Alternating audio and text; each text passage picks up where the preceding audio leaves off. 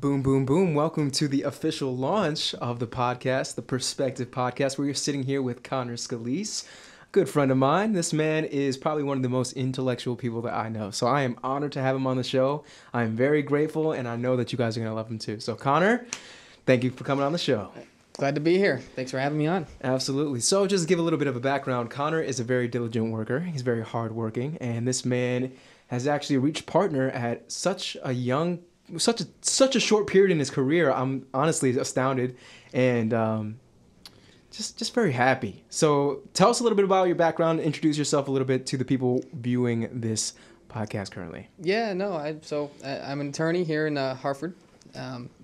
I am now partner, but I owe it more so to the boss. The boss man's been a great mentor, and he's taught me quite a bit, and I learned a great deal in the last 2 years being there, and good clients that were brought in and helped me reach where I am now, and yeah. Absolutely. So the work that goes into being a lawyer, there's a lot of reading consistently, right? So this man is backed up on knowledge that pretty much the majority of us aren't really brushed up in. I don't overstate. I'm just saying, just from my perspective, I know that you just definitely are experienced more so in, I don't know, just a lot of situations that I wouldn't be accustomed to. Like, just there's a lot that goes into the law. You know what I mean? And law is very circumstantial, right? So it's a lot of perspective that goes into it. So I'm as I mentioned before, I value your opinion coming on the show, and really excited to see the perspective that you bring. Thanks, man. And I'm happy to be here, like I said. And I think with each profession, you glean a little bit of knowledge and insight into things that someone else in another profession might not. So I don't want to overstate, but yeah, there's things I know, but there's things that I don't know, and I'm glad to bounce ideas off you and get into a real conversation. Absolutely. So this is kind of like a fresh thing, these podcasts. So in no way am I professional. Am I going to get better? Absolutely. Now, the thing is, too, with this, I don't think it needs to necessarily be like a clean one-shot, perfect thing. I think we can kind of like stick back, take some notes, or just like, kind of go in that type of way. Yeah, yeah. I'm with you. So I know beforehand we kind of had like a little bit of a checklist of things that we could possibly go over. Yeah. And, I thought those were fantastic. So why don't we just read off some of those options so people can hear what they are and then kind of just like dive into a few of them. All right. You want me to go ahead? Yeah. Yeah, I think the first one was the concept of being, out of sight, out of mind.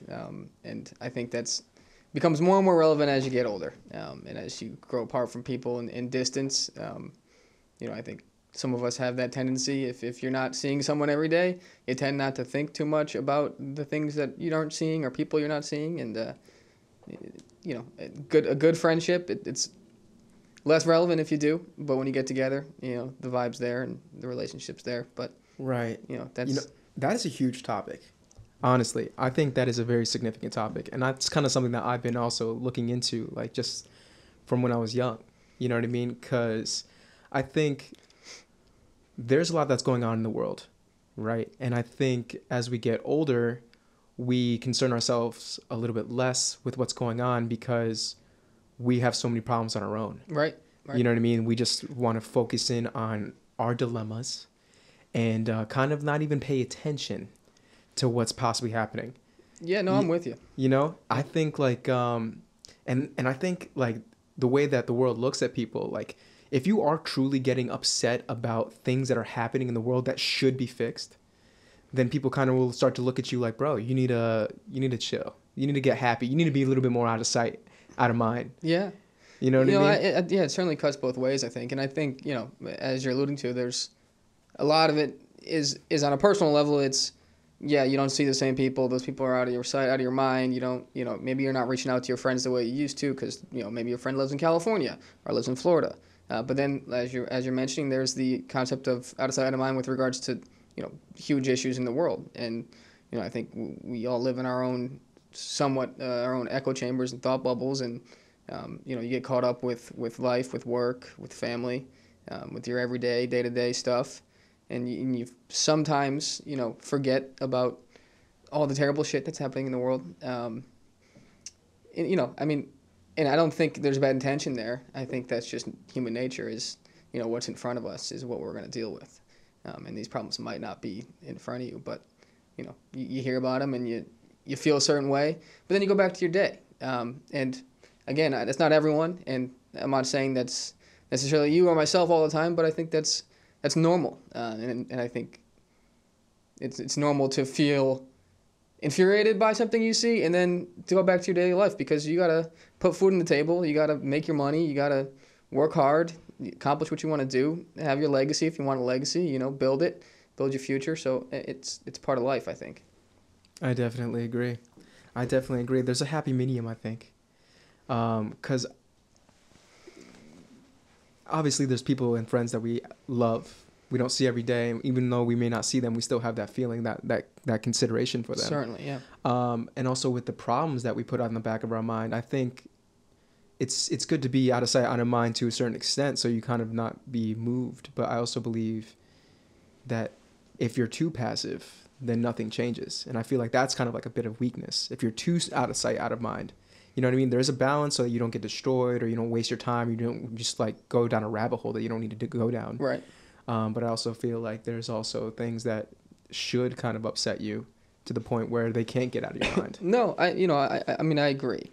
But, I think a lot of us just get so caught up, like I said, in our day-to-day lives. I mean, we all have problems. We all have bad days. We all have good days. We all have days where you're in the office late. You're arguing with your spouse or your girlfriend, or your kids are misbehaving, or whatever it is. Or there's drama happening in your family. Someone's sick. Someone's distant relatives, pet, whatever it is. People have problems every day, and I think most people have enough problems in their life to be consumed by those problems without really having to engage in the things that are happening elsewhere in the world. And again, I don't think that's necessarily a bad thing, or doesn't make you a bad person because you're not thinking about what's happening in say places like Syria or Palestine every day. But I think it's, especially in social media age, it's easy to get consumed by what's happening elsewhere. So I think sometimes it's a power to be able to check out, even if you do care about something, and you're not saying that you condone any of it, but you have your own life you need to live, and there is a certain power to being able to check out and not be consumed by what's happening everywhere else, and just focusing on your life, your circle, your friends, your family, your job, whatever it is. Right. No, I definitely agree with that. I think I'm trying to find like a happy medium. I'm kind of like maybe stuck in some trauma or something where I feel like I want to like put the world on my shoulders. Now, why is that? Because I've seen how ignorance can make people like puppets, or just like not even necessarily fully present, or just even just harm individuals around them. Yeah. You know what I mean? I feel like when people lack information, it can really be like a disaster. It can be, but why do you think it's incumbent on you to part that wisdom in? I'm not that it's necessarily not, but it's... Right. I think for me, and I know it's gonna, I feel like I've been gifted with a little bit of understanding and compassion and empathy. Yeah. You know what I mean? Like I feel like I have reasonable sight, and it's due to that I feel like I should try to give people perspective. Yeah. No, I mean, I don't disagree with you. But I think, for me, for example, I went to law school with the idea that I was going to go become a, civil rights lawyer and change the world, and, that's good and well for those who want to pursue it. But, at a certain point, I think I realized that I needed to focus on changing my world rather than the world. Focus on and getting myself right, doing things I need to for my family, to have the life I want, and there's an expression, it's very familiar, it's cliche, it's trite, but it's the road to hell is paved with good intentions, right? It's people want to do good, sure, but who are we to tell someone what's good for them? What's good for us might not be good for your neighbor. What's good for the United States might not be good for, I don't know, Italy, Ireland, India, wherever it is. What works here might not work there. What works for you might not work for some other person, even right next door to you. Right. So I think oftentimes people get caught up in, I want to change the world. I want to change this. This is how things should be. But that's how you see things. That's how you think things should be. It's not necessarily what the world wants or what everyone in the world wants. It's right. No, I definitely hear you. I definitely agree. Like, you can't tell what works for somebody. Right. But something that I think is still very important is the concept of empathy. No, totally. Right? Totally. So, like, a lot of the times when I extend myself, for instance, it doesn't necessarily need to be me. But, like, when I'm extending myself, sometimes I just want to show people that I'm there for them. It doesn't necessarily... That was weird. Yeah. What the fuck was that? Okay. Yeah. So, anyways, round of applause. Yeah, a little round of applause right there. So I want to show just people that I'm there for them. It doesn't necessarily, like, take my advice if you want. Yeah. You know what I mean? Like, filter through the information. Yeah. Here's a little bit of information, and also a heart. You Right. know what I mean? Because I think life is more than just about, like, intellect. I think it's also about heart. Yeah, no, and I mean, I think empathy and compassion and and being there for your friends and for loved ones and for people you may not even know, that's a good thing.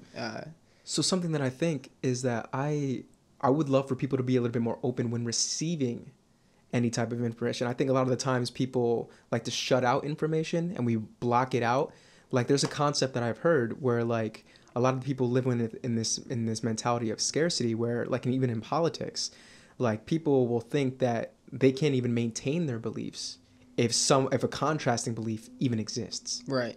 You know what I mean? Yeah, I mean, I think it's about how you deliver it in a lot of ways too. I mean, it's if you're telling someone this is what I believe and you should believe it too, right. It may be less well received. But if you're saying, here's my perspective on that, and this is why I think it's this way, and that works for me, it may not work for you. And I think that is usually better received. And even if in that moment the person says to you, no, I disagree, they might internalize what you said and think about it. But if you're saying to them, no, your belief system's wrong, you're dumb for thinking that way, then you're just going to push them further into that belief system, I think. They're going to double down. That's human nature. You dig your heels in a little bit and you say to yourself, well, no, fuck this guy. I know what I'm talking about. He's wrong, right? Whereas if I said to you, like I said, hey, Tyler, my perspective on this is this. I think here are the reasons why I believe this, and that belief system has worked for me so far. Right. It becomes more of a conversation rather than a lecture. Right. And I think that's where you lose people is when you lecture them about how they should be thinking. Right.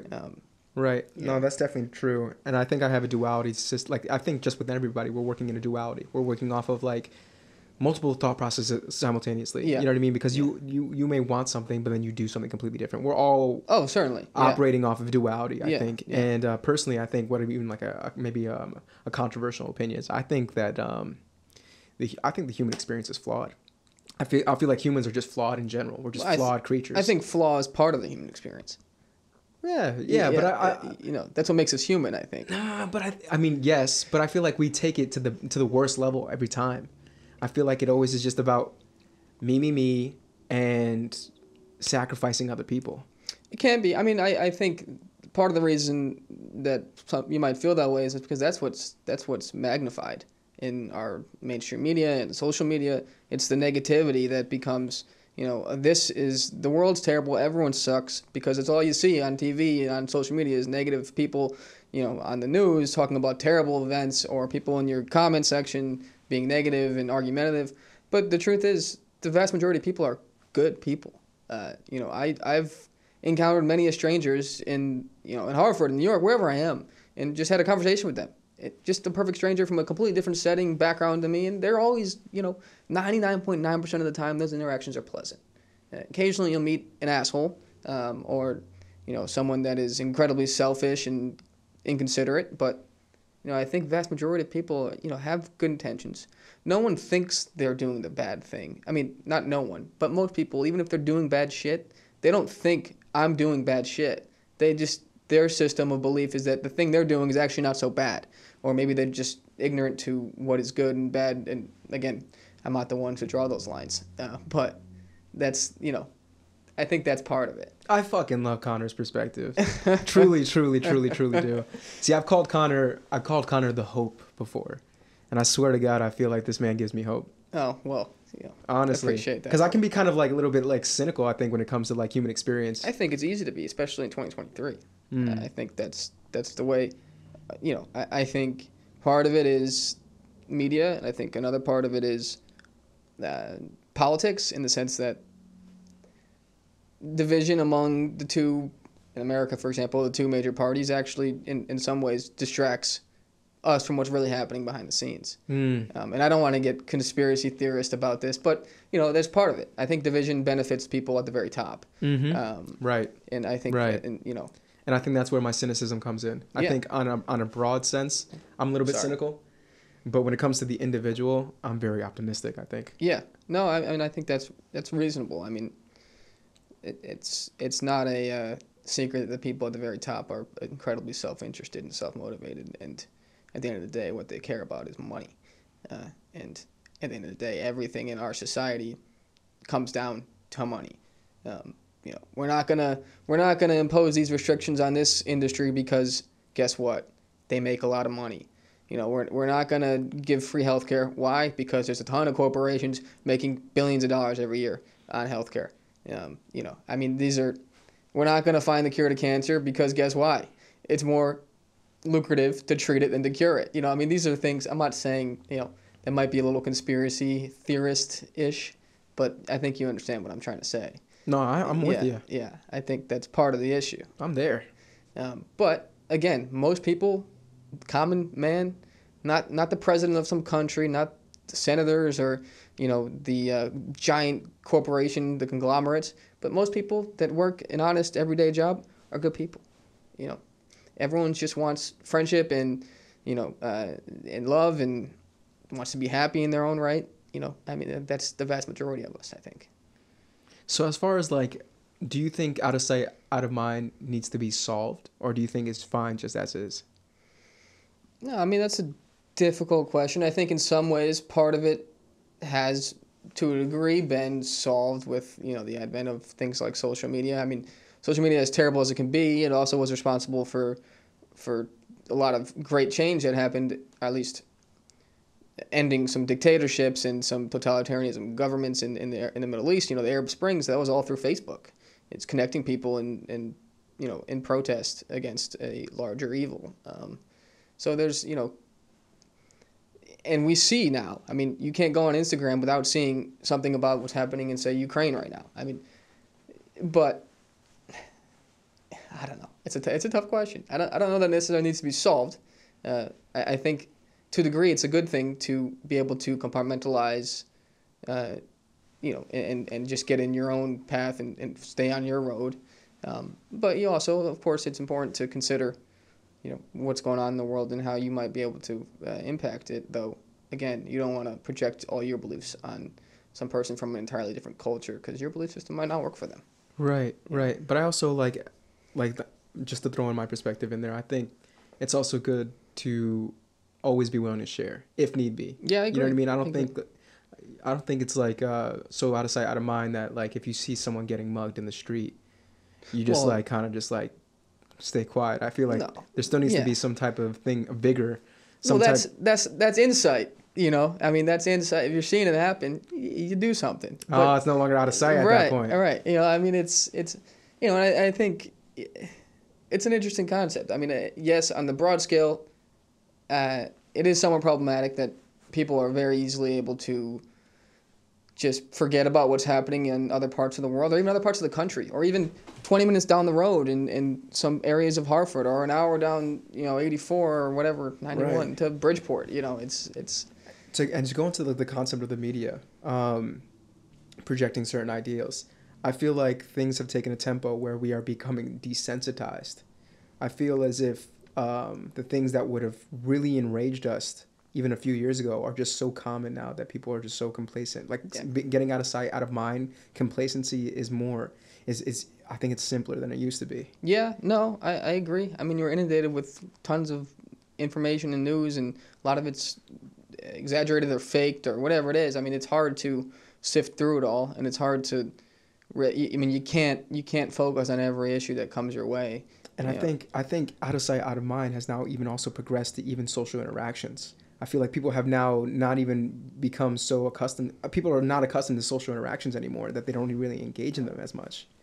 You know what I mean? Exactly. Yeah. It's this desensitization, but it's also the overstimulation. Yeah. No, 100%. It's like out of sight, out of mind is now completely like in our conversation skills. We don't even have conversations anymore. No, you're right. I mean, I've many times been sitting with 4 or 5 people and I look watching a movie or whatever it is, and I look over and they're all looking down on their phones, in their own worlds. Even on a Sunday family day, everyone's together, but everyone's not together because everyone's in their own world on their own phone. And I think that is problematic, more so than some of the other stuff we've talked about in terms of, maybe not more so, but that's problematic in the sense It's that the root almost. Yeah, I mean, your day-to-day life and your interactions with friends and family. I think that stuff is, the most important thing. It's the lifeblood. That's what your basis is for every other interaction you have in the world. So, I mean, when you get together with friends and everyone's on their phone and no one's talking and you're not sharing ideas, I mean, that's not good for progress. Right. I will go just to contrast that a little bit. For me personally, the way I structure my relationships is not based off of like the family dynamic. Yeah. For me, it's more so off of God and Yahshua, which is what we consider Jesus. For me, my family dynamic has never been really too structurally sound. Okay. And even coming from like a mixed situation, I felt like I've kind of felt like stereotyped by my own family. Right. I mean, and unpack that a little. It's like, but that goes to what I'm saying, I think, in some ways. Because you felt that in your family life, because you didn't have that foundation of... I just want to spread love. Right. But because you didn't, it in some ways manifested into some insecurity about who you were at a certain point in time. And that's why those interactions are so important, I think. And having that strong foundation, whether it's friends or family, friends are the family you choose, they say. But right? if I let those become the prominent voices, then I would continue down that road of insecurity. Certainly. I agree. That let me overcome that was just kind of getting into reading scripture. Yeah. And understanding how God, the all-powerful entity that literally solidified everything, how he wants things to be, how he loves us unconditionally, to show, like, there's just so many things in the book that explains human nature. And I think that has allowed me to navigate things and take things less personally, and also just to be more calm. Yeah. No, and again, it goes back to what we were saying. What works for me might not work for you, and vice versa. Yeah, no, right? Facts. That's why I'm just sharing my perspective. Yeah, no, and I just appreciate to give some contrast. that. I think that's the reality. Is for me, it's important to stay grounded vis-a-vis good relationship with family, friends, and honoring those relationships in the sense of being present when I'm with them, having real interactions. And for someone else, what keeps them grounded or keeps them going might be a religious for me, affinity. Most of my friends and my family has let me down. Right. You know what I mean? Like, I've literally felt holes. Yeah, and you're not alone there, I'm sure. You know what I mean? Yeah. So it was never solid for me to like put my faith in other people. Right. Ever. And do you think that had negative repercussions on you in the long term? No, because currently what I think now, where I am currently at this point in time, I feel like I found my faith. I feel like I'm more secure in myself. I feel happy being alone if I need to. I feel more grounded. I think coming up to this point has been a roller coaster ride. There's definitely points in my life where I didn't have the faith that I have currently. Yep.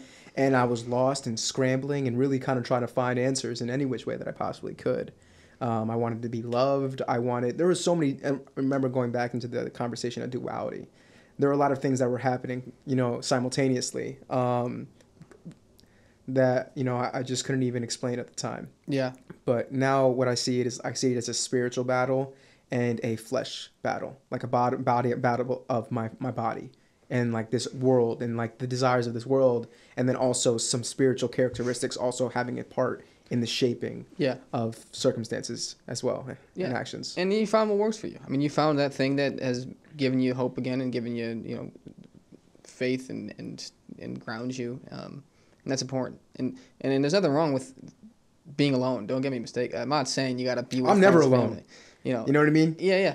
I got you. I got you. Yeah, I hear you. And yeah, I'm with you, and I think that I'm happy that you've found something that has brought you some peace in your mind, and that's healthy. I think it's a healthy outlet for you. Yeah, man, I appreciate that. I appreciate you saying that. because I know like we may have like very contrasting beliefs. I know like you definitely don't agree with definitely. that thought process, and that's perfectly fine. No, but again, But I appreciate you recognizing it and just kind of not being like aggressive about it. no, You know what I mean? and I think that's something that I've had to learn. I think at one point in my past, I was very quick to project my belief system onto others and say, I believe it, this is the right way to think, and this is why you should think that way. Now go extending into the out of sight, out of mind. Yeah. Right? I think another part of it too is because like I consider you a friend, right? Like a Close good friend. Yes. Yeah, you know what I mean? absolutely. And even though 2 seconds ago I mentioned that friends have let me down, that doesn't still mean that I don't like trust and rely on individuals. Yeah, you got a few you can trust. Yeah. You know what I Yeah. mean? There's still people who I find like I'm never gonna give up my faith in humanity. Yeah. You know what I mean? Like you shouldn't. You know what I mean? I'm always. So going back, when you said you learned to like express yourself in a certain way, Yeah. I wanted to get raw if you need to. Like if you want to like just sit here and like, and I'm gonna connect this to the out of sight, out of mind in a second. Yeah.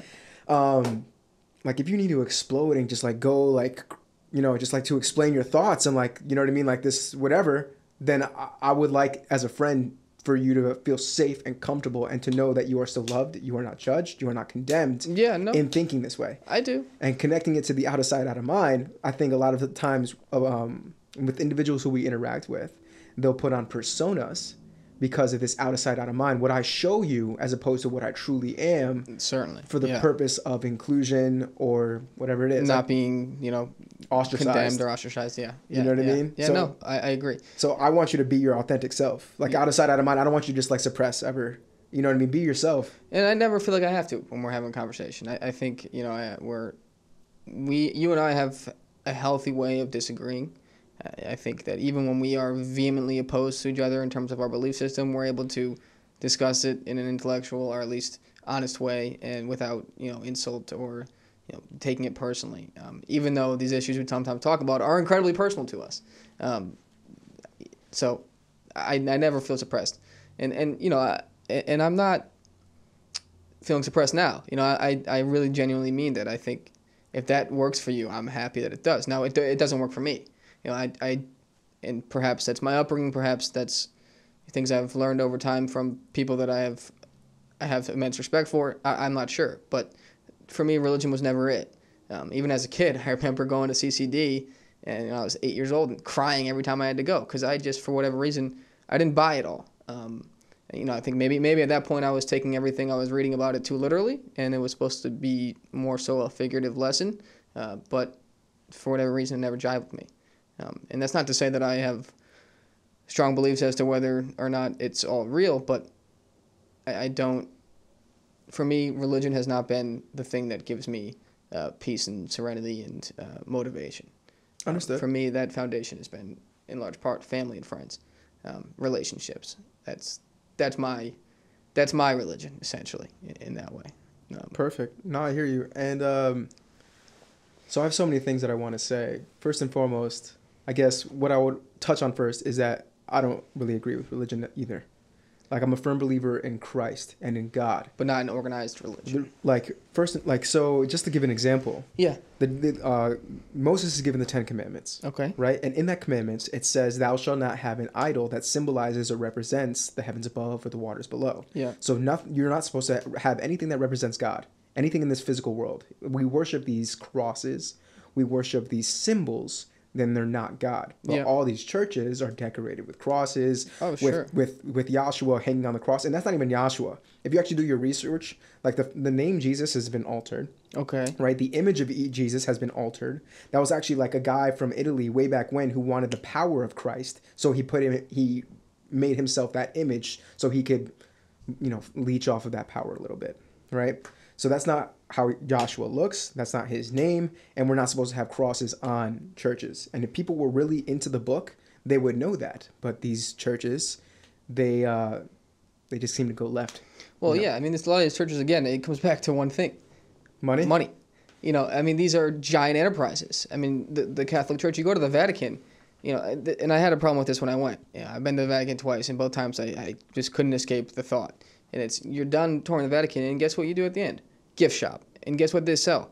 medallions with the Pope's face on it. All these things that seem to contradict. That sounds pretty demonic. I'm not sure demonic is what I would say, but I would. I think it's greedy. I think it's greed. I say it's demonic. Well, maybe the two are related. It's demonic. They're trying to like literally swindle you into thinking that God, well, according to the Catholic Church, the Pope is the voice of God on earth, essentially. But no, right? so that's incorrect. According to the actual Bible, no such thing exists besides God himself and in human form, Jesus. Right. Like, that's why, like, I never look at what humans do, like, as representations. I never let humans define how I see this world. Right. You know what I mean? Because, we're bound to let each other down. I'm bound to let myself down. You know what I mean? Like, I can't even trust myself fully. Yeah. You know? No, and I get, I'm sorry, I don't mean to interrupt. No, you're good. I can empathize with that. And I think maybe that's why I have the view of religion that I do, is because when I think about religion, I think about a lot of terrible things that have happened in the name of Christianity, in the name of Islam. I mean, in other religions. I mean, almost every war in history had some religious connotation to it. So I used to think that way too. And then similarly, recently I started getting into the word itself, right? And so another commandment is thou shalt not kill, right? But when Jesus came onto this world, Jesus, quote unquote, Yahshua, he says, you have heard the commandment, thou shalt not kill. But if you even get angry at your brother or like anybody, if you get angry at somebody, then you are not welcome in the kingdom of heaven, basically. Right. So to show anger, you're already condemned, right? To quote unquote, only God defines what really truly gets you into heaven or not. But he's just trying to tell us that don't get angry at other people. You know what I mean? So that with that being said, the Crusades and all that other stuff, these examples in history where people have spread Christianity, those were not Christians. You know, like that's if they were truly in the book, they would know not to get angry. Right. And if someone, and another thing that Jesus says, if somebody slaps you in the face, turn your cheek and let them slap the other. Yeah. You know, like just like you're supposed to like just eat this. Yeah, but I think that in some ways it's somewhat contrary to human nature. I mean, we get angry, we get sad, we get happy, we get excited. That's part of being human. Now, you can get angry, in my opinion. It's just a matter of what you do with that anger that is the issue. If you get angry and go crazy and start hitting people, that's a problem. If you get angry and you vent it out to, your friend or your wife or your family, then I think that's healthy. I think suppressing emotion is somewhat unhealthy. I think to tell yourself you can never get angry, I mean, that's just not real. Right. But like I think the things that are perpetuated and the things that are taught to you define whether you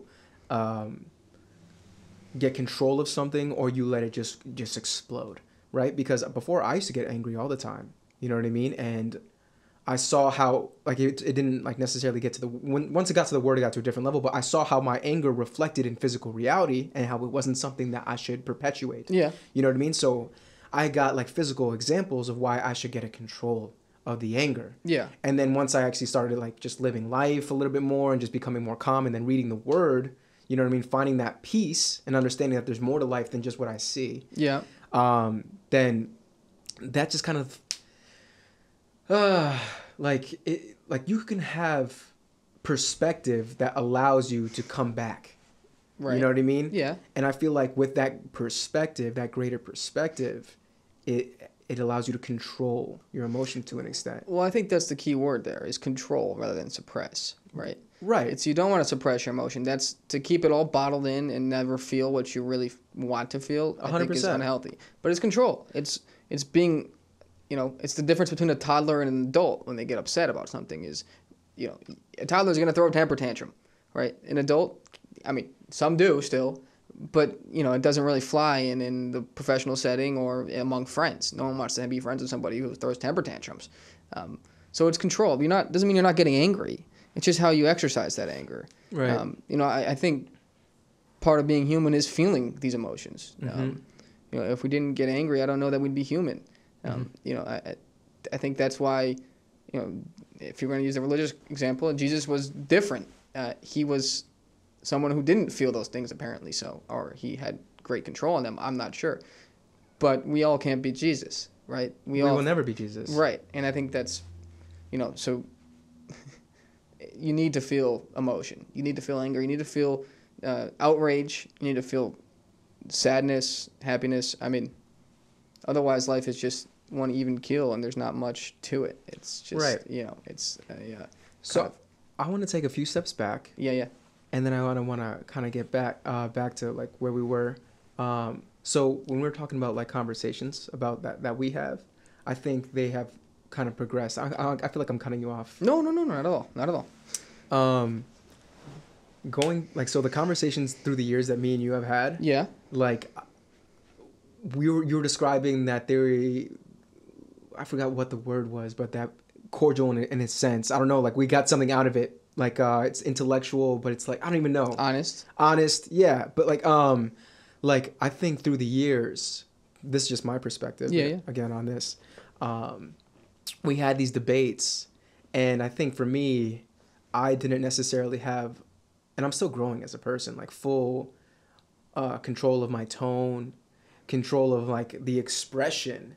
Like I think things were getting expressed as if it was like a little bit more aggressive. Okay. Than like than was actually felt. You know what I mean? I feel like through my upbringing or something, like you learn communication through these sounds, through these mannerisms. Yeah. And then that just kind of how you. So then people listening in on the outside be like, "Yo, these guys are fucking arguing like crazy." Yeah. You know what I mean? And I feel like that's never how I felt. I never felt like aggressive or like upset about the conversation. I think it just felt like it sounded that way. Yeah, I mean that's just your vehicle of communication, and I never took it in a way of like, oh, Tyler's angry at me, and I hope you never took it in the opposite. I hope you never thought that I was angry at you. I think again, this goes back to the family foundation, right? That's how you learned to communicate, and how I learned to communicate. Is similar. I'm from a big Italian family, and we argue a lot. And there's a lot of yelling, especially as a kid. We were always arguing and fighting about stuff. And that's, in large part how we communicate. I mean, in my house, if you're not getting made fun of, it means you're not really part of the family, right? I mean, that's normal. And I think, we've been able to have the debates we've had and the conversation we've had, even though we've disagreed on them on a fundamental level, because we both understand that about each other. Mm-hmm. And we knew that it wasn't a personal attack. It's just your belief system. Right. And I think now that we're getting older, we're kind of like having a little bit more like it actually sounds like more cordial It conversations. does. Right. Than how it used to. Well, and I told you, I think I've in some ways have learned how to do that myself, because I think I was a culprit of forcing my beliefs on other people and thinking that other people were stupid or ignorant for not believing what I believed. But as I've grown older, I've realized that, again, my belief system works for me, and it's the way I see the world. And, I think it's right to me, but it doesn't mean it's right for someone else. Right. And that's why I kind of want to go back into the concept of the anger thing and like expressing these emotions. Yeah. I feel like whatever your background is, whatever your level of understanding of the world is, it kind of determines how you express yourself. Definitely. With the world. Definitely. So I think when we get better, like when we catch ourselves, when we have good self-reflection, then we can start, or if we have even just a perspective to counterly like put pieces together. I feel like when we have emotions, it's because there's either pieces missing or there's just, I don't know. I feel like we can always fill the pieces with something else. Like if we have this anger, maybe the best thing that ever happens to you 2 seconds later, now you're calm. Like you've completely forgot about it. Yeah. You know what I mean? So I think there's things that you can do mentally or just information that you can have that's exposed to you that allows you to kind of have a better grasp where you no longer are an angry person. Yeah, I mean, I think introspection is important. Like you said, self-reflection, looking inward and asking yourself why you're reacting to certain things the way you are. Why I think you can choose it too. Yeah, you can. I mean, you can make a choice to be a happy person in some ways. I mean, not everyone can. Some people are born into situations that are terrible, or they have mental health issues that prevent them from, being a certain way. But, for myself, I think it's a choice when I wake up in the morning. Am I going to be positive and happy today, or am I going to be grumpy and miserable? And sometimes grumpy and miserable wins. And I think that's okay. And I think another thing we have to, it's like, it's okay to not have everything figured out. Nobody does. I think we all think that, we get this imposter syndrome, or we think that we're a mess because, we see someone on TV or in the news who presents themselves like this perfect person. But they're not. No one has it figured all the way fuck out, dude. No one has it figured out. Everyone has their issues. Everyone does. I mean, it's okay to not have it figured out, and it's okay to have bad days. It's okay to lash out sometimes. As long as you recognize after the fact that the way you express yourself probably wasn't beneficial to you or the people around you. Right.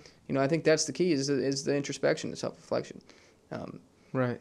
That's just, And yeah. that, I'm like, I hear you 100%. And I swear to God, like every part of these conversations are always going to go back to faith because I feel like that's where the answers, that's where the answers are for That's me. where your answers are. Yeah, right. that's where my Yeah. answers, and I Yeah. feel like they're so profound. But you know what I mean. So like for me, like what I see is that everyone has the chance to make it into heaven, right? And even the one who's least valuable in heaven is still like is the most valuable. Like we're all on the same level. Yeah. You know what I mean. So like if I condemn somebody on this plane, if I say that someone's lesser than me, I'm ignorant.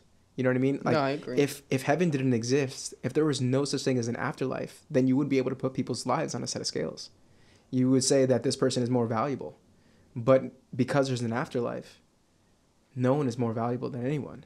And it gives me a reason to kind of be more calm, be more inclusive, Yeah. and be a little bit more accepting. Well, I'm glad, man. Again, you found something that I think has grounded you in a significant and profound way, and I think that's a good thing.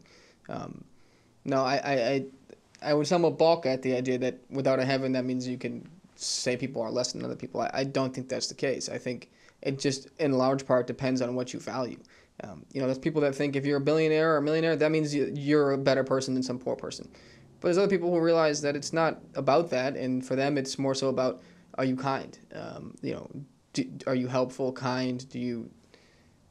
Are you funny? I mean, there's all sorts of metrics we can use to value people, but I don't think that you can really objectively put anyone below anyone else. I mean, maybe in some extreme scenarios you can have some real evil people out there, but I think even without the concept of heaven, we have to be careful about valuing people lower than other people.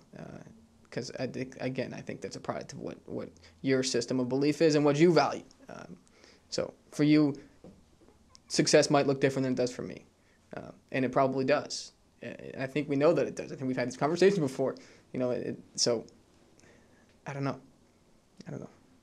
No, it's okay. It's okay. We can move on to the next topic. No, if you yeah. want. No one has it figured out. Yeah, no one has it figured out, and that's okay. I mean, I think that's important to understand. I think we all get caught up in thinking that everyone has this perfect life, and they don't, and you don't, and I don't. We have ups and downs, good and bad days, and I think it's totally okay. I think it's when you learn to accept that you're never going to have it figured out, I think that's when you really get some peace. Agreed. You let go of control a little bit. Yes. And I think that's been a difficulty in my life even. I think I've at times wanted to control my setting so much that it's even caused me to potentially pass up on opportunities or not fulfill my potential in some cases because I was too concerned about control or the negative repercussions if I did something beyond what I knew to be in my control at the time. Right. It's interesting. I don't know, but I think letting go of control and realizing that you're not going to figure it out. Nobody does. You just got to do the best you can and try and be good to people and be honest to yourself and be self-reflective. And Hit the nail on the head. yeah, I think that's the key. I'm right there. Yeah. Definitely with you. But yeah, no, I think that's important. And you see it a lot, especially in younger people. They have this conception that the adults around them have it figured out, but they don't. Right. When you become an adult, you realize that when you were a kid and you thought your parents or your uncle or your teacher had it all figured out, they didn't. It's a fool's errand. No one does. Right. I mean, that's just my perspective again, but No, 100%. I agree with that. And I feel like a lot of people carry bravados as if to say we have it figured out, Right. as if they need to compensate for the fact. You know what I mean? Like I see a lot of people overcompensating and belittling others yeah, because of fear, because of whatever, because of arrogance. right. You know what I mean? Like people actually are out here walking with the stride as if They're better. they're the one. Yeah, yeah, You know what I mean? And talking down on other people. right. I don't see how you can be at the top and then talking lower to the people who you want following you. Like if you were the leader, wouldn't you be the one who's segmenting soldiers into certain positions? Wouldn't you Yeah. want to guide them correctly? Like all boats rise with the tide, right? Yeah. You know what I mean? But instead, people are bravado and bringing down people. So you're destroying your own building if you really believe Because you need other people, especially if you're rocking in business. You need other people to be doing the things that you can't do, just to save time, just to do like, you know what I mean? You need other people to do everything in your life besides self-reflection. That's like the exception, right? Literally. That's it. Everything you do. You want to drive to work, you need people to build the roads. You want a car, you need somebody to build the car. You know, you want to run a business, you need clients. I mean, you need people in every aspect of your life. You know, that's why I think it's, yeah. Some people have the mentality that they're on this planet by themselves, and it works for them maybe, but you know, I think it does breed arrogance and a false sense of accomplishment in a lot of people, and I think those people generally are missing the point in a lot of ways. Right. Yeah, man, I see that in a lot of people who we know. Yeah. Yeah, I feel like I see that in a lot of the people that like we grew up with. But do you think that's because you see a little bit of who they were when we were younger, or who they are now that you're seeing it as? I see it because of how they treat me. Okay. I see it because of who they are currently. Yeah. It's the ideas of who they were that makes me feel like upset. At who they became. Like a little bit, or just like, yeah, not necessarily who they became. Like I'm sure they're amazing people. I wouldn't know, but just how they treat me, right, makes me feel like these guys really think they're better than me, and it breaks my heart. It truly does. And at the same time, I mean, it is what it is. Here, this is a good segue into the topic of not being concerned about others' opinions, and sometimes at the same time being overly concerned about others' opinions. You know, I mean, especially in today's world with social media, it is so easy to fall into that trap of what does the world think about me? But the real question you really should be asking are, what do I think about myself? And what do the people that I really value think about me? And those are the people that you should concern yourself with. I mean, not you know, someone that you knew 10 years ago who now treats you like crap. That's not someone that you have to impress.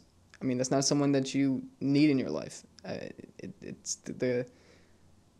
You don't have to live your life thinking that you need to go impress other people. I mean, I think that people fall into that trap very often. Right, and I think the reason that it upsets me is because it makes me feel a little bit angry and upset. And like I don't like the fact that I'm getting angry. But again, dude, it's healthy to feel anger. It's good. Yeah, but I'm not saying you got to be run by anger. But what am I going to do with that? The anger doesn't do shit for me. I think it's a release. I don't think so. No? No, I feel like it's just more of a stagnancy. Well, if you're holding on to the anger. Yeah. I mean, if you're feeling angry all the time. But I mean, I think there's some things. I think sometimes there's certain angers that doesn't go away. Maybe. Like that stay with you forever. You know, I think I mean, I don't necessarily disagree, but for me, I find I can be enraged and have an argument with someone, and then 10 minutes later, be laughing with that same person. You know, I think, again, this is a concept of letting shit go. You could feel angry in the moment. Just let it go. But that's a completely different scenario. No, it is. I get what you're saying. Like, imagine someone you knew, you grew up with, and then you guys have that argument, and now they literally think of you as shit. I mean... From that point on.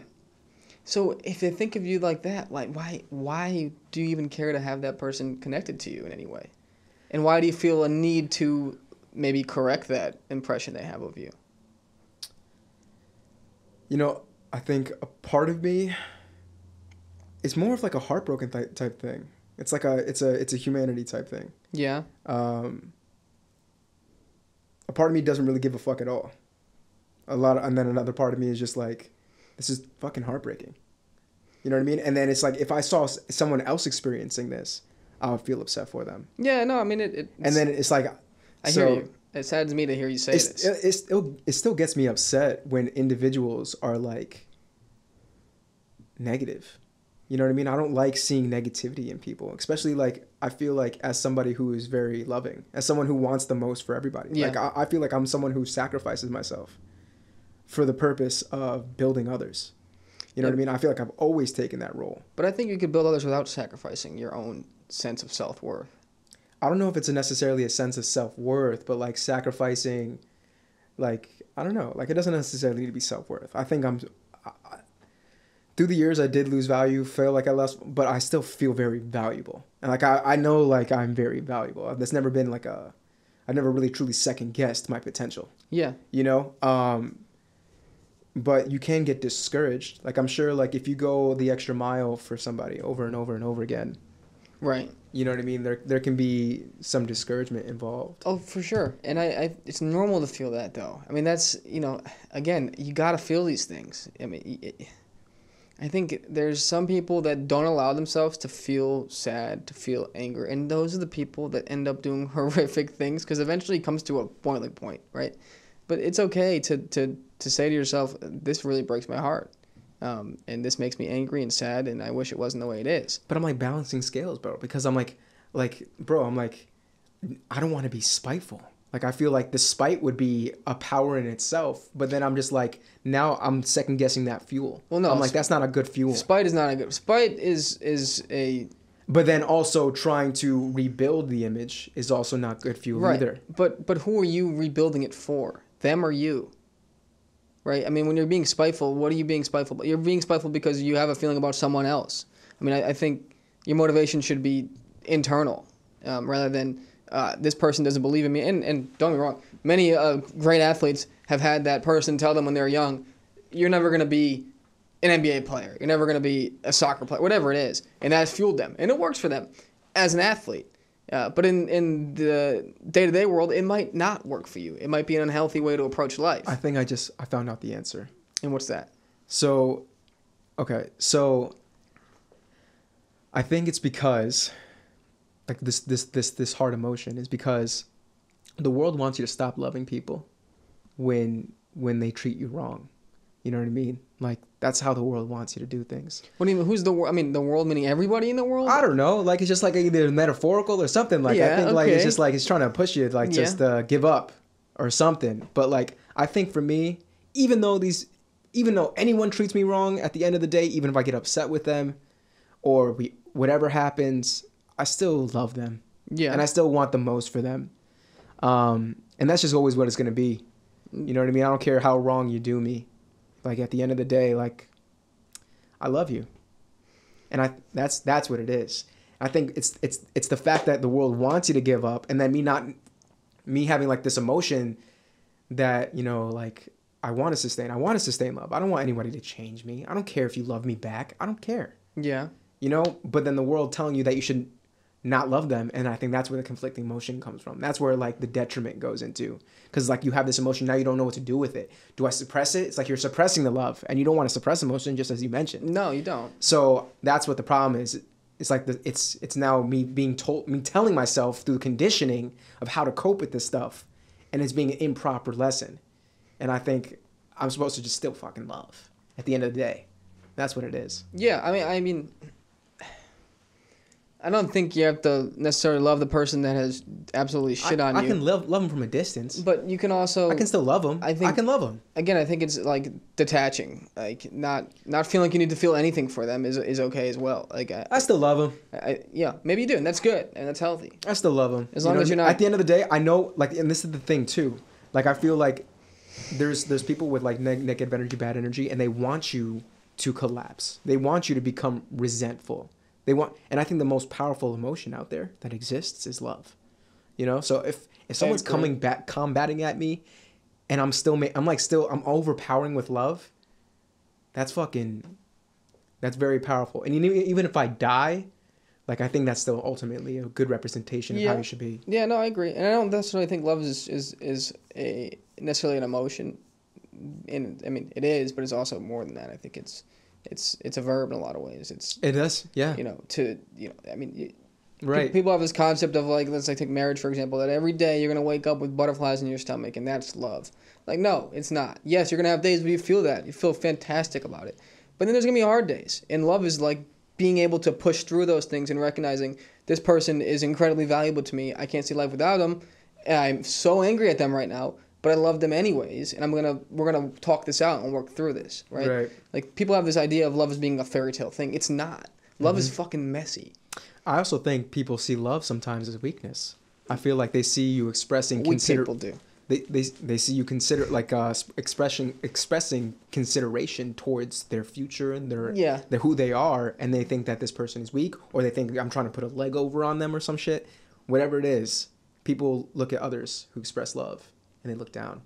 Yeah, At least for my. I think those are people are usually mentally weak themselves. I think to see something like love as a weakness, it means that you have your own internal struggles that you need to cope with and address. Because, I mean, again, it's like you said, it's the most powerful emotion there is, and it's also, like I said, more than an emotion. It's a way of treating people. It's a way of going through hard shit together.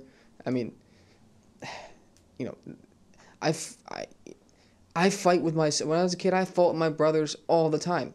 Justin, my older brother who was 2 years older than me, we used to get into it on a regular basis. But I got more love for that kid than almost anyone in the world, and it's because we've been through shit together, and because it's not just because we're brothers. I mean, it's like you love your siblings not because you get butterflies in your stomach around them. You love them because they're there for you and you're there for them, and it's in some ways. And it's not necessarily, I'm not saying it as a, quid pro quo kind of thing. It's not. But, I mean, you love someone who will stand by you, and that even through all the bullshit is there for you, and being there for them. I mean, I think that gets to the heart of what love actually is. It's more than just, oh, I feel so nice when I'm with you. It's not that. I mean, it can be that sometimes, but that's not all it is. That's not how I see it. That's not how I see it. Like, love is like actually just like truly caring about that person's life. Yeah. And like doing all you can, or like doing what you can, I guess, when you're in sight, in mind, or whatever, or just like whatever, doing what you can to build them, to help, to make them, to help them maintain positivity, right? To give them the power to believe in themselves, so that they can because it's not even just about giving what you have, like when you got it, to like build them up. I think it's about learning to like teach a man to fish. You know what I mean? Because if I only love you when I'm around, then what are you going to do when I'm not? Yeah. You know what I mean? So for me, love is like trying to get people to believe in their own life, and being able to like walk with their head high, knowing that they can do something, that they can feel good about themselves. Yeah. I want people to feel good about themselves. That's what I always like. That's just like my mantra. Yeah, but I agree. I mean, I think there's a certain degree of selflessness that is a component of love, and it's at times putting someone before yourself, not because you stand to gain anything from it, but because you care about that person and want to see them do well. Right. And that's what I mean, like by the sacrifice before that we mentioned. Yeah. You know what I mean? Because I know, for instances, I played dumb. I'm like sounding someone who's like living in the fucking past right now. But like there can be instances where you kind of like, I don't know, lower yourself a little bit in order to make somebody feel like a little bit more capable. Yeah, and I don't know, that's the, I get what you're saying. I don't think, when I say selflessness, I don't mean lowering yourself. I think, unless you're meaning it in a different way, like lowering yourself to me, you shouldn't become a lesser person. Selflessness is just at times putting someone else's needs above your own needs. Right. And not necessarily lowering yourself to do so, but just prioritizing someone else for, a moment or a time. You said something a couple minutes ago, and I'm drawing a blank on what it was, and I wanted to address it, but it'll come back to me. I hope it does. Yeah. Yeah. I do kind of linger on the past. I need to get over it. Well, yeah, that's, again, this is what it was. I mean, you mentioned you want to make everyone feel like better about themselves. And you can do that in some ways, in the sense of, complimenting them, telling them, you believe in them, all these things. But at the end of the day, you can't make anyone feel better about themselves long term. That has to come, I think, in my opinion. You can give people keys. Yeah, you can. And I think you can. I certainly agree. You can motivate, and you can, like I said, say you believe in them, tell them that they're talented, whatever it is. But at the end of the day, like, that's an internal thing that happens. And no matter, if you feel like shit about yourself, it almost doesn't matter how many people tell you you're not shit. It takes something in your own life, in your own mind. And that's what the fuck I'm dealing with. Yeah. That's why I'm like, that's like my scenario. Yeah. You know what I mean? Like everyone that we knew, or like a lot of the people that we like have come to know, like that's what they say about me.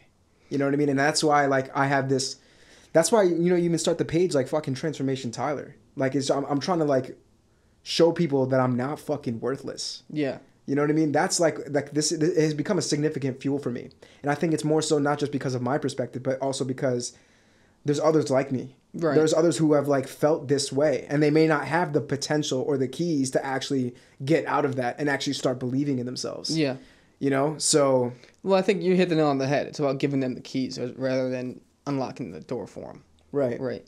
You know, I think that's the key. But even in that point, it's no easy task. Like, No. you still need to show a considerable amount of love. You need to be well versed in so many fucking things so you can have conversations in so many different ways. You need to be so empathetic. You need to truly love, I think, is first and foremost. You need to show people that you are willing to walk 2 miles with them. You know what I mean? Like, they ask you to go 1 and you go 2. Right. You know what I mean? So I don't think it's an easy task. I think there's a lot of just love in general that needs to be a part of it. You know? Yeah, no. That's what we do. That was so aggressive. Yeah, no, I hear you. I mean, I think that's part of it. But I think you need to concern yourself a little less with what people think about you and how, and if it works for you and that's how you're motivated, fair I'm not enough. concerned. I think like it's just been a fuel as like it's like something. So for me, I've had so many negative things happen in my life. Yeah. And those things, I mean, fucking people not giving a fuck about me, that's like at the very like fucking bottom of the shit. You know, so like at the end of the day, that's like why I think it's very surface level. Like I feel like there's a lot of duality into this shit. Like there's layers of emotions, and I think some of them are hidden on this fucking. But anyways, like on the surface, I express it that way, but at the end of the day, I truly like am. It's just different. You know what I mean? I still feel like certain emotions. I'm not gonna say that I'm completely heartless, but like I don't even know how to put it into words. But it does seem like it's nagging you a little, right? Like this perception that people have of you does bother I think you. it's nagging that's me. Normal. It's nagging me because I have correlated it to a more severe trauma. Like I feel like I can see how this can spread into thus becoming this. You know what I mean? Like where you consider people so low that you now treat people like you're in a dream world. Yeah. You know what I mean? Like you literally disassociate kind of. Yeah. Yeah. You know what I mean? Yeah. So like I think that's what bothers me. It's like seeing how things can spread. Yeah. And I think that's where I think I get traumatized by people looking down at other people because I've experienced the fuck out of that. Yeah. And that's what bothers me. Right. No, and I get it, and rightfully so. I mean, it's not a fun feeling to think that people have this perception of you as being less than. But at the end of the day, you got to prove it to yourself, not to them. Yeah, I know. I don't want to make it seem like that's not the situation. Like I very much so believe in my power. Yeah. Like I believe in like what I've been gifted. And it shows. I mean, you took a leap and started your own business and said, forget about what everyone thinks. I'm going to do this thing and I'm going to do it my way. And it's working. I think that's good. Right. I just think that there's lingering emotions. I think there's duality associated with it. It's a very complex topic.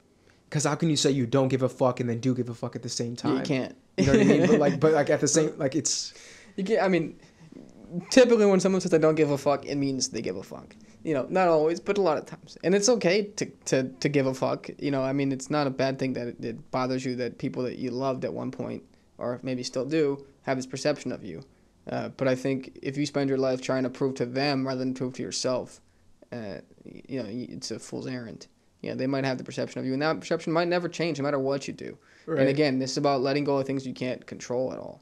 Like, you can't control how people see you. You can control how you present yourself, what you do, how you treat others, but you can't control what someone thinks about you. That's only in their control. And, I mean, that's one of those things about, like I was saying earlier, it's like learning to let go of control is really important.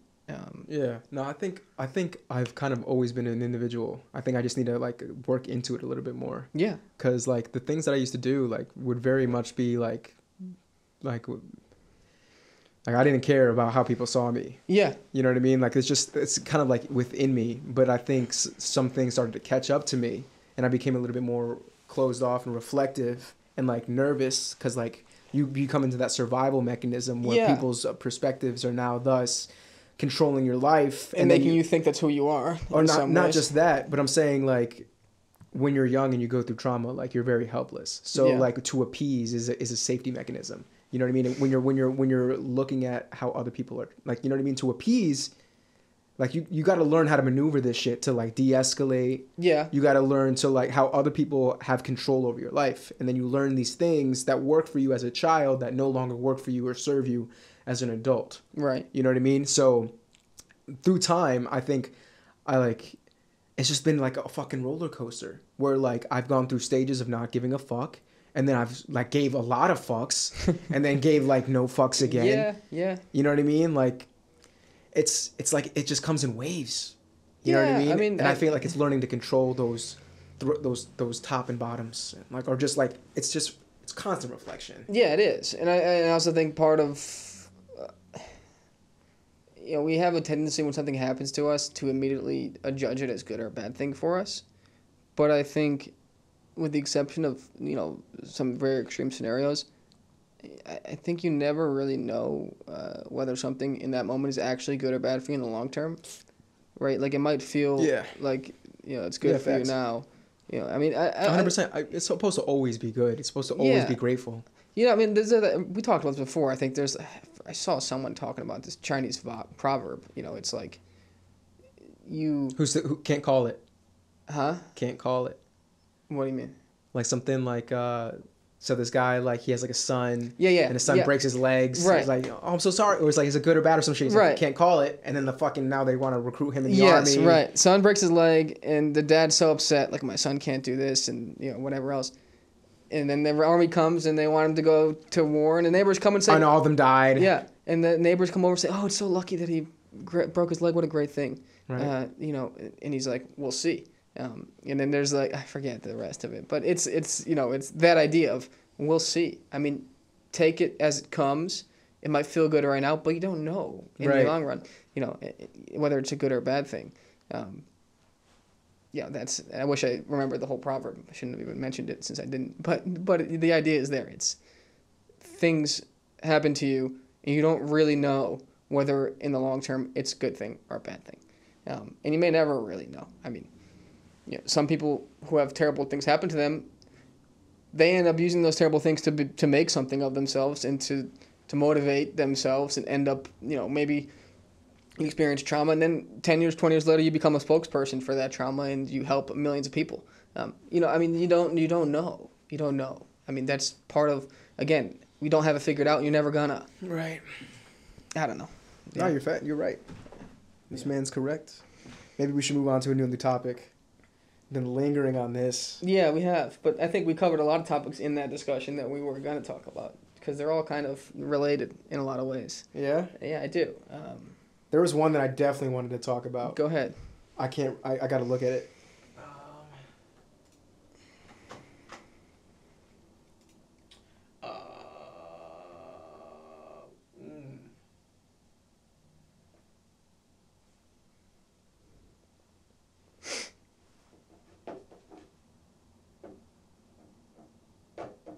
I know I wanted to kind of touch on the control and anxiety, but I also... Okay, I think there was more that I wanted to touch up on, the being concerned about others' opinions. Yeah. At times, and then too concerned about others' opinions, missing out and getting, like, so going on back onto this. So again, remember we were talking about out of sight, out of mind. Yeah. And we show a certain character sometimes in order for the point of appeasement or not to get ostracized, anything such as that. You know what I mean? So life is never a simple straight line. You know what I mean? As we just mentioned, like, one day you can go about not caring, another day you can go with a lot of things that you want. You know what I mean? One day you're real happy, another day you're for no reason. You know what I mean? Yeah. So this emotion of stuff, and I think the pressures of life, the hardships of life, chisel your character into what you truly are. You know what I mean? So depending on who you are. Yeah, in a lot of ways. You know, I think it kind of takes away that out of sight, out of mind, depending on the hardships. You know what I mean? Like, that's why I can be pretty grateful for the hardships that I've experienced, because I feel like it's chiseled away and it's chiseling away, and it's revealing who I really am. And, that's something that I'm really happy and grateful for. And I also feel like there's, like, who you really are has always kind of been there. You know what I mean? But there's also been layers on top from conditioning, from the media, and that kind of also creates your perspective. Like what you learn also shapes who you are, but you also are something innately. And I feel like something that people have said as like another, not necessarily a Chinese proverb or a proverb of any sense, but people have said that life is about unlearning of like the things that you so you can truly be who you are. Yep. You know what I mean? And it's the social conditioning that you have to unlearn a lot of times too. Yeah. And so I think there's been mechanisms, like spiritual things, that have been associated with how I've maneuvered through my life that I haven't had true understanding of, or like necessarily fully representative. But like for like the concern about being about others' opinions and all this other stuff, concerns of opinions and missing out and getting over the fear, so I can prioritize correctly. So I've been pretty aware of myself to X degree, growing up and stuff. And I feel like I knew that I really loved people, and then I cared about, their minds, their perspective, and how they saw me. And I knew all this stuff, you know what I mean? But I also knew that I was strong enough to not care, because I've had so many people let me down over and over and over again. So it's like I've been forced to like become like my own way of fucking regulating. Yeah. You know what I mean? You're self-regulating. Yeah. Yeah. So I've had to deal with like that through the forefront. So like I love people significantly, getting let down, being forced to learn to become the soul, like just becomes independent, like just be alone, be whatever. Yeah. So with that being said, I've also like, and this is like a spiritual thing, because at the time I was doing it, but then I also wasn't doing it. It was like, whatever. But like posting on social media and like posting some crazy ass shit, and even just like crazy ass singing things. Right? So some of it would be pretty intentional, and then other times it would just be me being fucking crazy. You know what I mean? I remember the videos. You know what I mean? Yeah.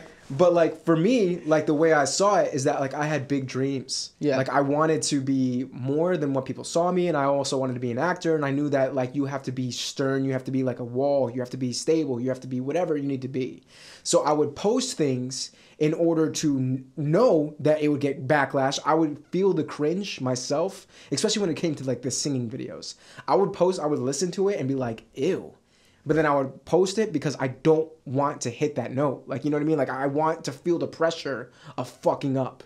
You know what I mean? Because if you fuck up on a live scene, you feel that pressure. Yeah. You know what I mean? And you're like, depending on who you are, you could be like, never again. You gotta be comfortable and you go on with the your pressure. fucking montage story where you like go through all that shit and you hone your craft and all the other shit. So I would use people's perspectives, and I would use social media to post in order to feel the pressures of, things that I don't want felt. You know what I mean? In order to like kind of trial by fire, forcing yourself into the pressure so you get comfortable there.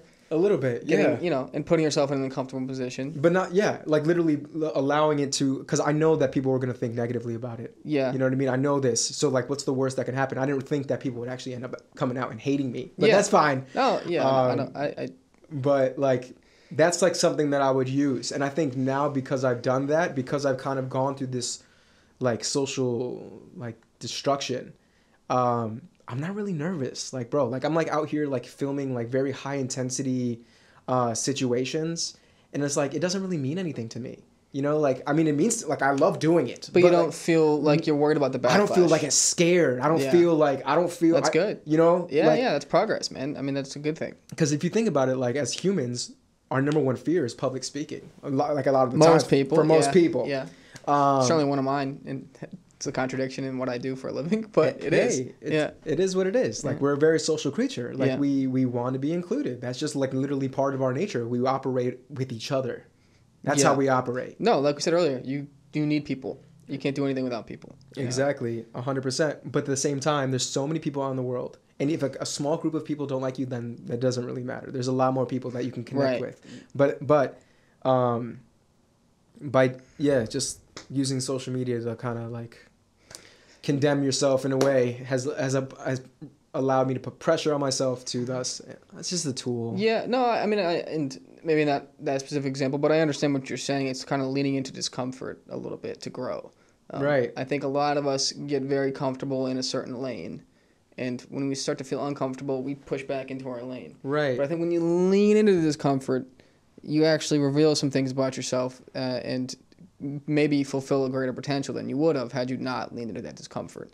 You know, do you know what I mean? I mean, I think there's like you lean into it. 100%. It feels like scary and uncomfortable. Exactly. But if you lean into it, you have the best time of your life. You might find that you actually are good at what you're leaning into, or you might find that, oh wow, I could. It's not that bad. Yeah, exactly.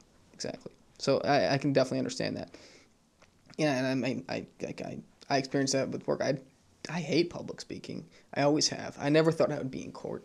I always thought I'd be the back room, research right attorney. But I'm in court regularly, and it was uncomfortable for me at first, and I could have potentially found somewhere else to go and said, I don't want to be in court. I just want to do the writing and the research and whatever. But I leaned into it a little bit, and now I feel comfortable and I feel good, and I actually enjoy it and have fun with it sometimes. I mean, it's a valuable lesson, I think, to lean into that. Yeah.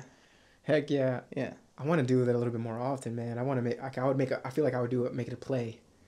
You know what I mean? Like, just like. Yeah, and another aspect of that is like the other side of it is fear is something that has, our fear of failure specifically is something that has made a lot of people achieve a lot less than they're capable of. Yeah. Because they're so fearful that they'll fail that they just don't try. But like, what is even failure? Well, I mean, again, it looks different for other people, but for some people it's rejection, it's judgment from others that's negative, but right. It usually, I feel like the way, like in a broad sense, we look at human perspective as a way how we gauge failure. Yeah, bro. Like, it's not even that serious. No, I know, but it is real for people. I mean, people have, they don't want to put themselves in that discomfort zone, that uncomfortable position, because they're fearful that they'll embarrass themselves or get rejected or fail. Right. And it's easier for some people to say to themselves, I could have done that, I just never tried. Yeah. Right? I mean, you see it. I remember in college and high school, the kids that would say, I'm actually really smart, I just don't try. Because they want that excuse to, and again, I don't think school is actually a good measure of intelligence. I truly don't. So I'm not saying that in that sense. No, I used to say that. But it's the concept of, I'm actually really smart, but I just don't try, and that's why I don't do well. Well, I mean, it's just, some people will like having that to fall back on. It's like they can always fall back on that. Right. Well, I could have been in the NFL if I wanted to. I just didn't really try that hard. I decided in college that it wasn't for me. I could have been, a brilliant actor, but I didn't try. So you always have yourself, and you could fool yourself into thinking you could have done these things because you never tried it and you never failed. Right. But I mean, that in itself is why people a lot of times end up living mundane and lives that they have some regret over. Right. Yeah. And I feel like I would fall into that category too if I didn't myself as well. Yeah. And, I have things I want to do that I have not done as of yet because of the fear of failure and what people might think about it. But, I have ambition to write, and I do, but I don't show anyone because I'm I don't want anyone to read it. I'm like. But that's the thing though. Like once you start, like the way I see things, it's data. You know what I mean? It's data, and yeah, I know what you mean. I've gone through so many scenarios in life, expressing myself in the exact same way, and getting completely different responses. Yeah. You know what I mean? So it's also a statistics game. You know what I mean? Because I've expressed myself to the people who loved me the most, who I love the most, and get destroyed. Just, you know what I mean? Just completely talked down upon. Yeah. And I've gone to people who didn't really know me, shared some things, the exact same thing, the exact same way, and gotten a very inclusive response. You know what I mean? Right. So when you're doing tests, and even in marketing, you know what I mean? When they do tests, they send out a piece of marketing, and 10,000 people, 3,000 people is their fucking test. Yeah. You know what I mean? Yeah. You gotta Yeah, and so you gotta gauge the response. You gotta get some. But at the same time, you know what I mean? That's why people say haters are a good thing, because they're gonna tell you some things that your supporters will never tell you. Yep. That could be true. Right. And then you need to go back to the drawing board. Yeah. And start readjusting. Right. So I think if you really care about the craft, you don't care about what people are gonna say. You're gonna care about getting better at that craft, or just going down and doing the craft. You know what I mean? You're doing it for you. Right. So right. No, it's true. It's true. I mean, even this today and during the podcast, I'm thinking back about this whole podcast and like, oh, I don't know if I really, wish I said that or said, it's like, me too. You have that. I'm talking about like fucking shit in the past. It's like this, like what are people gonna I sound think like a little about? bitch. Yeah, right. Like, I know it's just, you know what I mean. like- Like, it's just like, there's always this as being a person. Just maybe it's just me. Maybe I'm just an anxious guy. in But some no, ways, like that's the thing. Like going back into the unlearning, and also like how we've progressed through the years of conversating in general, just between Yeah. me and you. Like it's a learning lesson every bit of life. Yeah. No matter what you do, as you mentioned, people are gonna always disagree and dislike, even ourselves. Like I'm gonna look back on this shit. I'm the one fucking speaking, and I'm like, yo, Yeah, what the fuck fuck was I is this guy saying? talking Yeah, about? yeah. You know what I mean? And that's good. I think that's the introspection that shit that is important. Yeah. And No, that's all the that's why I time. love film and audio and all this shit. Yeah. That's why I love this shit, because you can grow on another level. Yeah, and I see it in my work too. I'll do something and I'll be like, oh, why did I write it that way, or why did I state it that way, or why didn't I do this? And it'll eat me up for a few hours, and sometimes, and I'm learning slowly to like, instead of letting it eat me up, it's like, okay, learn from it. Yes. It's an experience that, okay, you saw the response. Now you know that that's probably not the way to proceed next time. It's a lesson. 100%. Which is cheesy, but it's true. The pressure makes you, man. I'm telling you, depending on who you are. Some people are not honed by pressure. No. They can't handle it. But Different kinds of pressure too for some people. Like I feel pressure. I feel social pressure sometimes. I feel like the fear. Like I said, the fear of what people might think is sometimes something that has influenced me. But other forms of pressure, I sometimes necessarily don't feel like. I don't. It's No, I understand. yeah.